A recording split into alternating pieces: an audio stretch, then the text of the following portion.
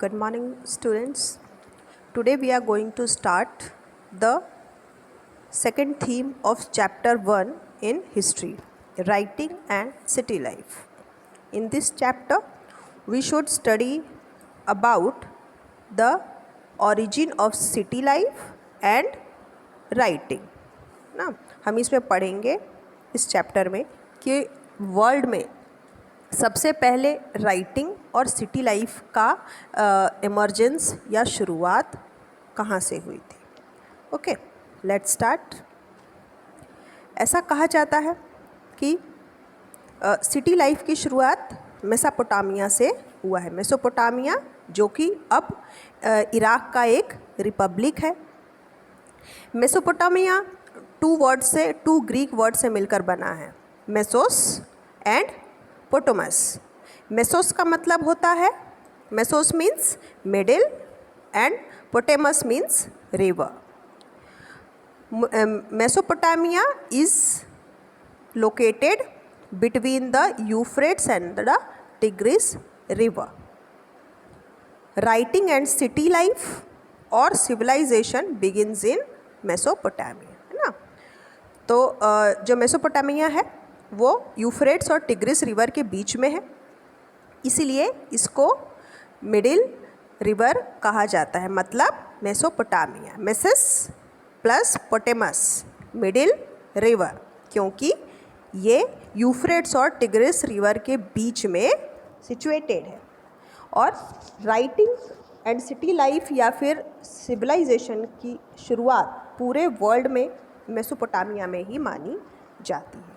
Okay, Mesopotamian civilisation किन किन चीज़ों के लिए जाना जाता है, वो कुछ इम्पॉर्टेंट चीज़ें हैं. City life, writing, rich literature, mathematics and astronomy.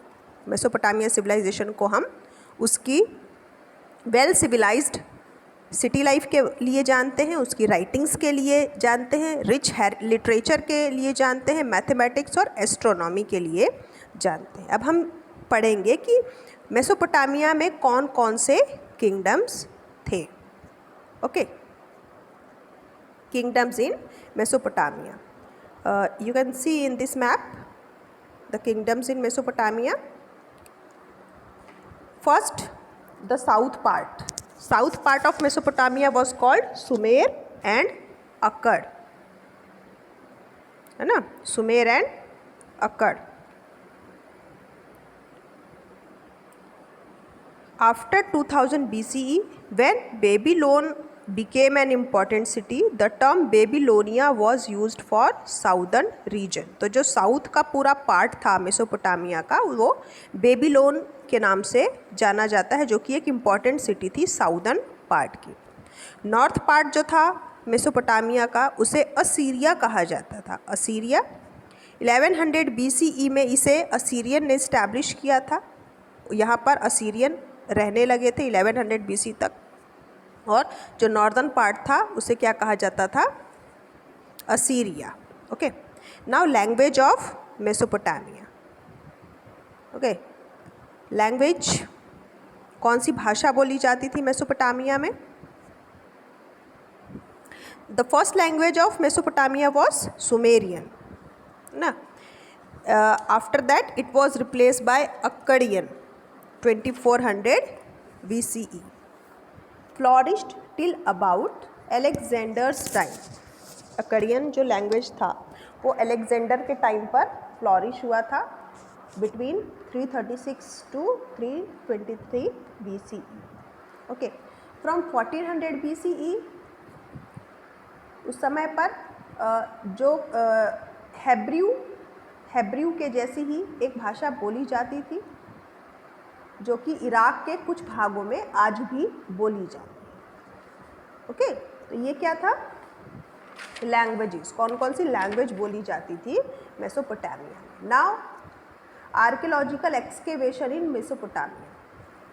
Mesopotamia में जो एक्सकेवेशन के थ्रू मिला है, जो भी प्रूफ्स मिले हैं इसके लिए, इसके एवोल्यूशन के बारे में, वो क्या है. Excavation begin in the 1840s. जो यहाँ पर एक्सकेवेशन शुरू हुआ था मेसोपोटामिया के लिए, वो 1840s में शुरू किया गया था और एक्सकेवेशन कंटिन्यू रहा कई डिकेड्स तक, है ना, इन उरूक एंड मारी। उरूक और मारी ये दो प्लेसेस के नाम हैं ईरान में। वहाँ पर कई दशकों तक एक्सकेवेशन होता रहा। देन आर्कियोलॉजिकल सोर्सेज, क्या सोर्सेज हैं, क्या वो सोर्सेज हैं जिनसे हम मेसोपोटामियन सिविलाइजेशन के बारे में जान सकते हैं। First is hundreds of Mesopotamian building. Excavation से सैकड़ों की संख्या में मेसोपोटामियन बिल्डिंग्स मिली हैं, ऑर्नामेंट्स मिले हैं, ग्रेव्स के टूल्स मिले हैं, स्टैचूज मिले हैं और सील मिले हैं। Okay, then why Mesopotamia was important to Europeans. Europeans के लिए ये इतना इम्पॉर्टेंट क्यों था, है ना, यहाँ पर हम जानेंगे। The book of Genesis of the Old Testament refers to Shimar, meaning Sumer, as a land brick-built cities. Genesis की जो बुक है ओल्ड टेस्टामेंट में, उसमें बताया गया है शिमर वर्ड को रेफर किया गया। शिमर का मतलब सुमेर जो कि मेसोपोटामिया का एक इम्पॉर्टेंट किंगडम था, है ना।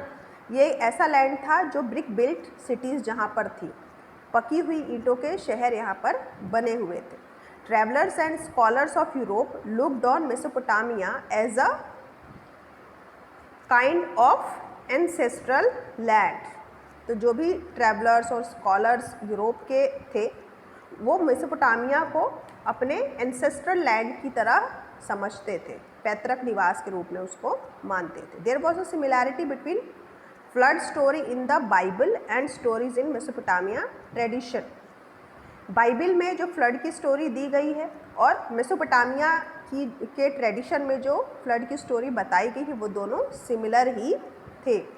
नोश was principal character in flood story in the Bible. Bible में फ्लड स्टोरी में जो बाइबल में दिया हुआ है, उसका जो मेन कैरेक्टर था वो नोश था। और मेसोपोटामियन ट्रेडिशन में जो प्रिंसिपल कैरेक्टर था वो कौन था? ज़्यूसुद्रा और उथपिश्तिम। ज़्यूसुद्रा और Utnapishtim. Okay, now in 1873 a British newspaper founded an expedition of the British Museum to search for a tablets narrating the story of the flood mentioned in the Bible. 1873 में एक British newspaper ने एक expedition को found किया। Expedition जो British museum में रखा गया है वो टैबलेट, उसमें नरेट किया गया है फ्लड की स्टोरी को, जिसे बाइबल में, जो ऑलरेडी बाइबल में मेंशन्ड है ना। By the 1960s, it was understood that the stories of the Old Testament were not literally true, but may have been ways of expressing memories about important change in history. 1960s तक ये समझ में आ गया था कि जो old testament की stories हैं वो लिटरली सच नहीं है, बट ये जो हिस्ट्री में चेंज आया है उसकी इम्पॉर्टेंट मेमोरीज़ को एक्सप्रेस करता है। ओके, नाउ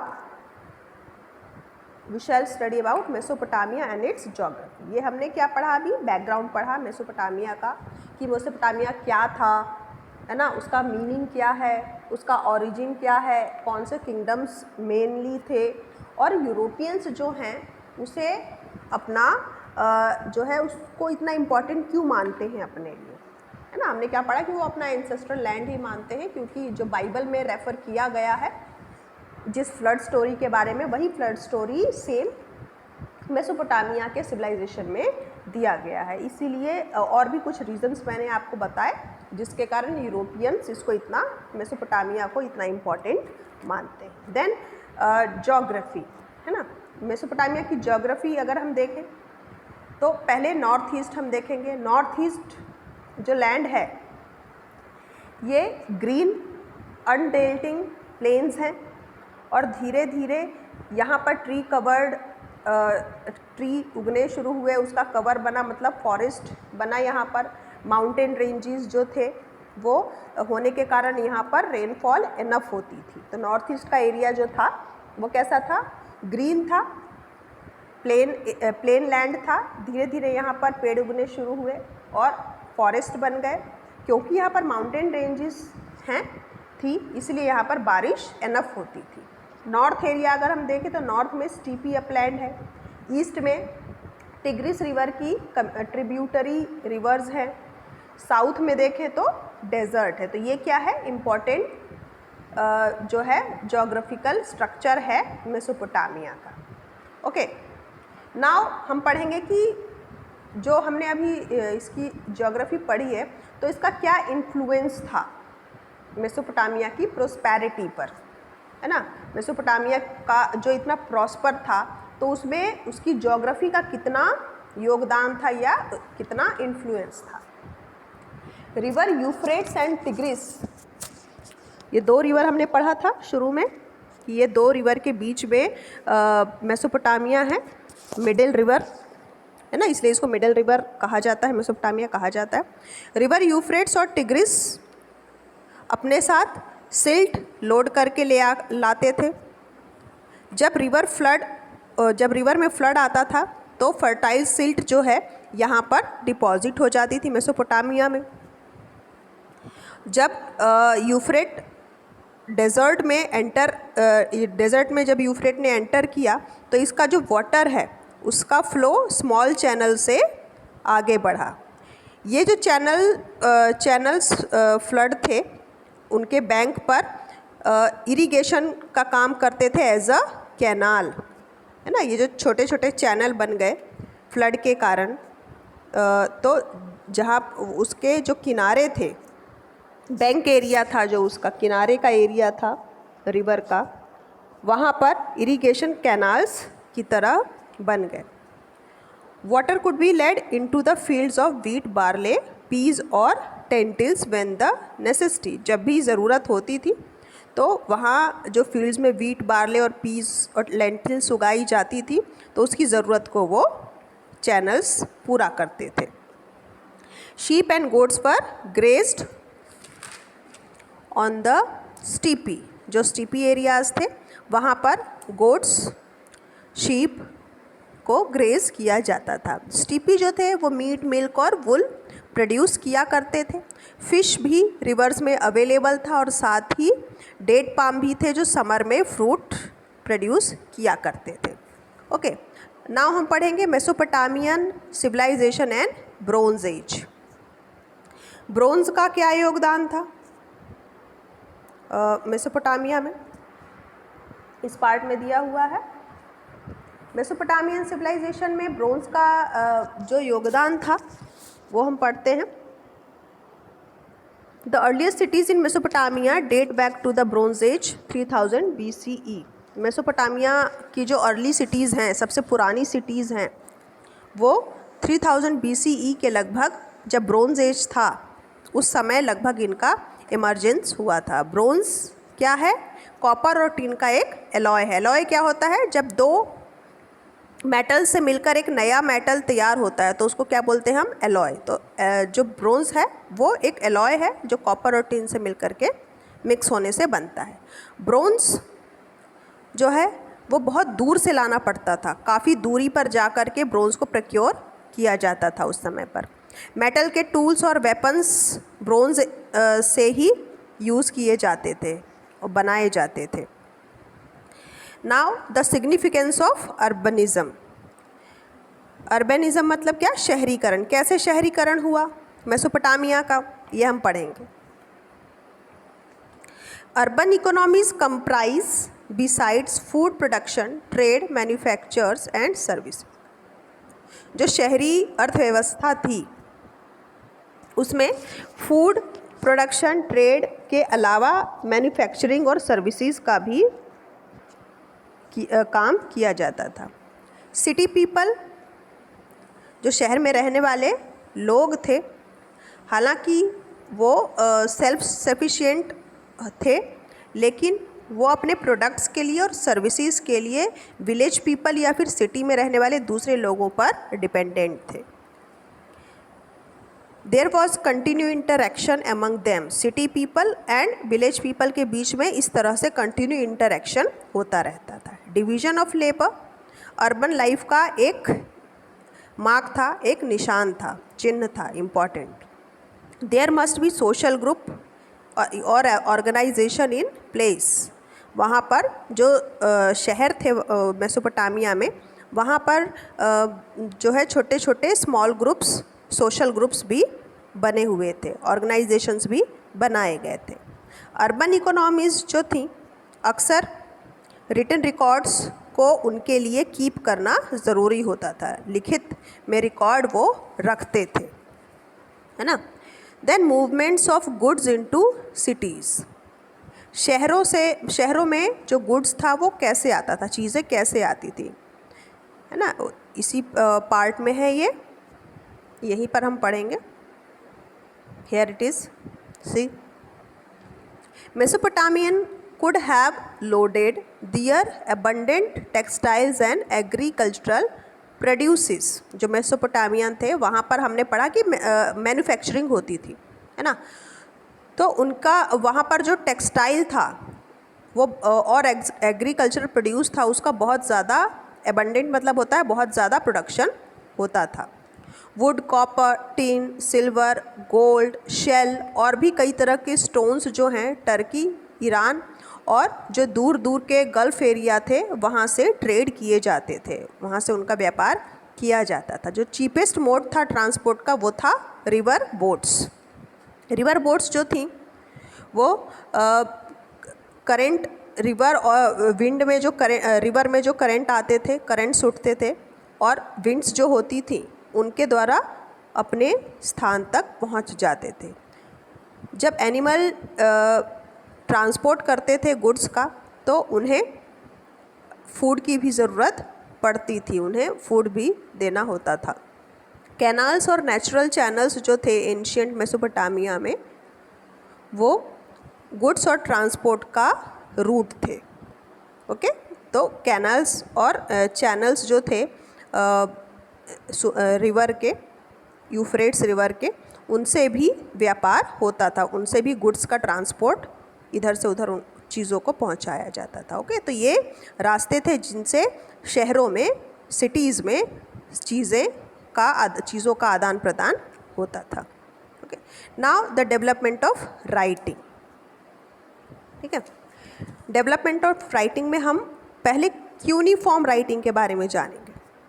क्यूनिफॉर्म राइटिंग आपको इस पेज पर दिया हुआ है, बट ये पहले समझना ज़रूरी है क्यूनिफॉर्म राइटिंग के बारे में, क्योंकि जो मेसोपोटामियन राइटिंग थी उसको क्यूनिफॉर्म राइटिंग ही कहा जाता है। जो मेसोपोटामियन स्क्रिप्ट थी उसको हम क्यूनिफॉर्म स्क्रिप्ट के नाम से ही जानते हैं।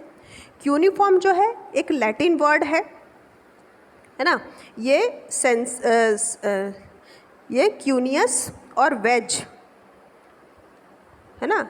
क्यूनियस का मतलब होता है वेज और फॉर्मा का मतलब होता है शेप। तो ये क्यूनियस और फॉर्मा ये दो लैटिन वर्ड से मिलकर बना है, जिसमें क्यूनियस का मतलब होता है वेज, है ना, और फॉर्मा का मतलब होता है शेप। तो क्यूनियस का मतलब क्या हुआ, वेज शेप्ड।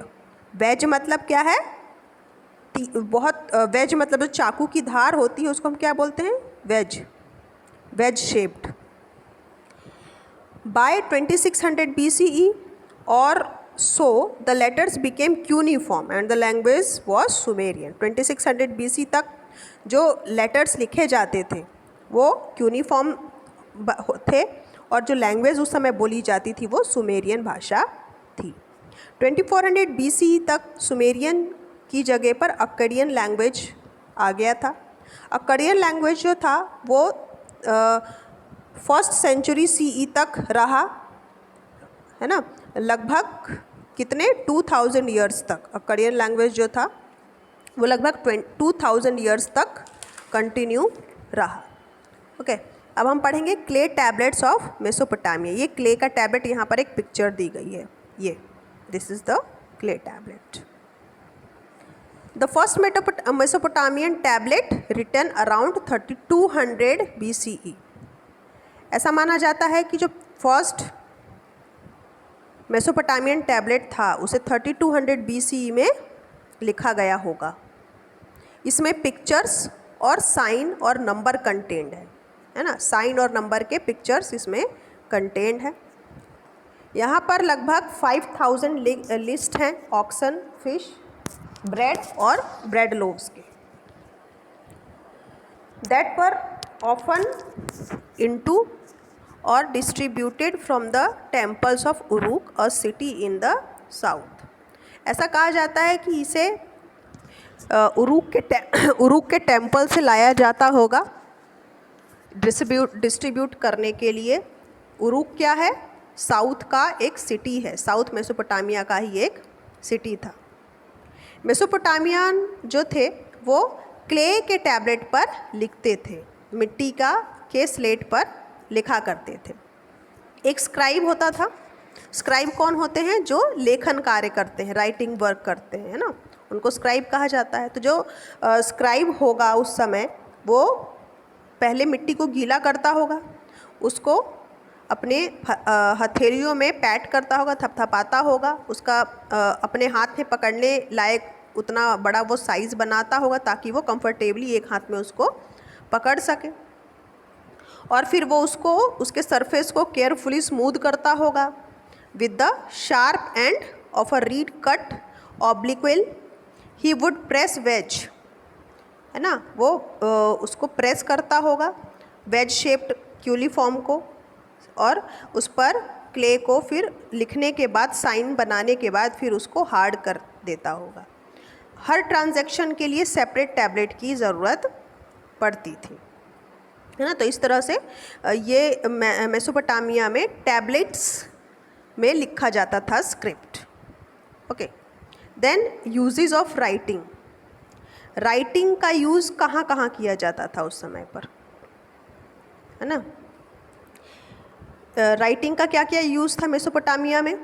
कीपिंग रिकॉर्ड्स रखने के लिए, डिक्शनरीज बनाने के लिए, लैंड ट्रांसफ़र को लीगल वैलिडिटी देने के लिए, है ना। लैंड ट्रांसफ़र होता है तो उसके पेपर्स बनाए जाते हैं, तो उसको लीगल वैलिडिटी देने के लिए लैंड ट्रांसफ़र को लिखा जाता था स्लेट्स पर या टैबलेट्स पर। या और किस लिए यूज़ किया जाता होगा राइटिंग का? जो राजा होते थे उस समय, उनकी डीड्स को नरेट करने के लिए, उनके द्वारा किए गए कार्यों को बताने के लिए लोगों को, है ना। और जो भी लॉज में चेंजेस आते होंगे, अगर किसी कानून में कोई बदलाव होता होगा तो उसको बताने के लिए, अनाउंस करने के लिए भी राइटिंग का यूज़ उस समय किया जाता होगा। ओके, इसमें आपको दिया गया है एमर्कर के बारे में। एमर्कर सुमेरियन एपिक पोएम अबाउट एमर्कर। एमर्कर जो थे वो उरुक के सबसे पुराने रूलर में से एक थे, बहुत पुराने रूलर थे वो, सबसे पहले रूलर थे कहाँ के? उरुक के, है ना। जो कनेक्शन था सिटी लाइफ में, ट्रेड में और राइटिंग में, वो एक एपिक पोएम के थ्रू लाया गया है। एमर्कर जो थे वो एक ऑर्गेनाइजेशन से एसोसिएट करते थे जो सुमेर का फर्स्ट ट्रेड ऑर्गेनाइजेशन था। एमर्कर जो थे वो लैपिस लेजुली और प्रीशियस मेटल्स लाना चाहते थे ताकि वो अपने सिटी में टेम्पल्स को ब्यूटीफाई कर सकें। वो अपने मैसेंजर्स भेजते थे शहर के बाहर अरट्टा में। जो मैसेंजर्स थे उस समय पर वो माउंटेन रेंजेस के थ्रू जाते थे। 5 माउंटेन रेंजेस में 6 माउंटेन रेंजेस, 7 माउंटेन रेंजेस को वो क्रॉस करके जाते थे। और वो जितने भी मैसेज, तो होता क्या था कि अलग अलग जगह पे मैसेजेस लेके जाता था वो, तो सारे मैसेजेस मिक्स हो जाते थे एक साथ। तो जो एमर्कर थे उन्होंने फिर एक क्ले टैबलेट फॉर्म की अपने हाथ से और उस पर वर्ड्स लिखना शुरू किया। उस समय पर जो क्ले था उस पर वर्ड्स नहीं लिखा जाता था उसके पहले, इमोकर के पहले। और अट्टा के जो रूलर थे वो एग्ज़ामिन उन्होंने किया क्ले को, और उन्होंने अपने उनका फेस कैसा हो गया, फ्राउन हो गया, आश्चर्य उनको हो गया जब उन्होंने क्ले पर लिखे हुए वर्ड्स देखे। तो इस तरह से कहा जाता है, एक सुमेरियन एपिक पोएम है जिसमें एमोकर के बारे में बताया गया है। एमोकर जो थे वो उरुक के अर्लीस्ट रूलर थे, और ऐसा माना जाता है कि उन्होंने ही सबसे पहले टैबलेट पर वर्ड्स लिखना शुरू किया था। ठीक है। Then uses of writing as पर एपिक पोएम अबाउट एमोकर, है ना। तो जो ये एपिक पोएम है एमोकर के बारे में, इसके अकॉर्डिंग राइटिंग का क्या यूज था, है ना। It was kingship that organised trade and writing, है ना। ये राजा चाहता था कि जो उसका ट्रेड है उसको ऑर्गेनाइज किया जाए। एक ऑर्गेनाइज ट्रेड के लिए राइटिंग होना ज़रूरी है, लिखित रूप में ट्रेड होना चाहिए। Writing as storing information, writing किसके लिए किया जाता था, इंफॉर्मेशन को स्टोर करने के लिए, दूर दूर तक मैसेजेस भेजने के लिए। और मेसोपोटामियन सिटी कल्चर में सुपीरियॉरिटी का साइन था राइटिंग करना, है ना। जो भी लिखना जानता था वो अपने आप को सुपीरियर समझता था। ठीक है। Now the system of writing, system of writing क्या था। The sound that cuneiform sign represented was not a single consonant और वॉवल्स बट सिलेबल। क्यूनिफॉर्म के जो साइन थे, जो स्क्रिप्ट थी क्यूनिफॉर्म, उसके जो साइन थे वो किसी एक सिंगल कॉन्सोनेंट या वॉवेल को रिप्रेजेंट नहीं करते थे, बल्कि वो पूरे सिलेबल को रिप्रेजेंट करते थे। Mesopotamian scribe had to learn hundreds of sign. जो मेसोपोटामियन स्क्राइब थे, स्क्राइब कौन होते थे, मैंने आपको बताया, एक कास्ट होती थी स्क्राइब की, जो राइटिंग वर्क ही करना ही उनका काम होता था। तो जो मेसोपोटामियन स्क्राइब्स थे उन्हें हंड्रेड्स ऑफ साइन लर्न होंगे ऐसा कहा जाता है। राइटिंग जो था वो एक स्किल्ड क्राफ्ट था और इंटेलेक्चुअल अचीवमेंट था मेसोपोटामियन सिटी में। नाउ लिटरेसी इन मेसोपोटामिया, मेसोपोटामिया में लिटरेसी का रेट क्या था, कितने लोग शिक्षित थे, है ना। मेसोपोटामिया में बहुत ही कम लोग पढ़ना और लिखना जानते थे। अगर कोई राजा पढ़ सकता था, अगर वो पढ़ना और लिखना जानता था, तो वो ये मेक श्योर करता था कि ये बात रिकॉर्ड की जाए, ये रिटन रिकॉर्ड रखा जाए उसके इंस्क्रिप्शन में। ठीक है। अब हम पढ़ेंगे next part, urbanisation in southern Mesopotamian temples and kings. Urbanisation southern Mesopotamia में किस तरह से था, साउदर्न मेसोपोटामिया में शहरीकरण कैसे हुआ, वहाँ पर टेम्पल्स और किंग्स का क्या कंट्रीब्यूशन था। तो 3 काइंड्स के सिटीज़ थे मेसोपोटामिया में। एक ऐसी सिटीज़ जो टेम्पल्स के चारों तरफ डेवलप हुई थी, जिन्हें उरुक कहा जाता था। उरुक का जो एरिया था वो ऐसी सिटी थी जो टेम्पल्स के अराउंड डेवलप हुई थी। Cities developed as centre of trade, ऐसी सिटीज़ जो ट्रेड सेंटर के रूप में डेवलप हुई थी, जैसे कि उर। इंपीरियल सिटीज़ जैसे कि मारी। ओके। तो ये थ्री टाइप्स की सिटीज़ थी, 3 काइंड्स की सिटीज़ थी जो मेसोपोटामिया में डेवलप हुई थी। अब हम मेसोपोटामियन सिटीज़ के बारे में पढ़ेंगे। कौन कौन से मेसोपोटामियन सिटीज़ थी। मेनली जो मेसोपोटामियन सिटीज़ थी वो थी उरुक, उर, मारी, निनेवे, निपुर और लगाश।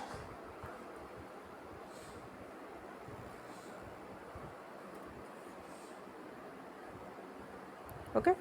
Now I will stop here. The next part of this chapter would be taught you in the next class. Okay. आप इतना पार्ट जो मैंने पढ़ाया है उसको नाइसली रीड करिए और केयरफुली एक्सप्लेनेशन को आप सुनिए। उसके बाद मैं आपको इसके नोट्स प्रोवाइड करा दूँगी। Okay, till then.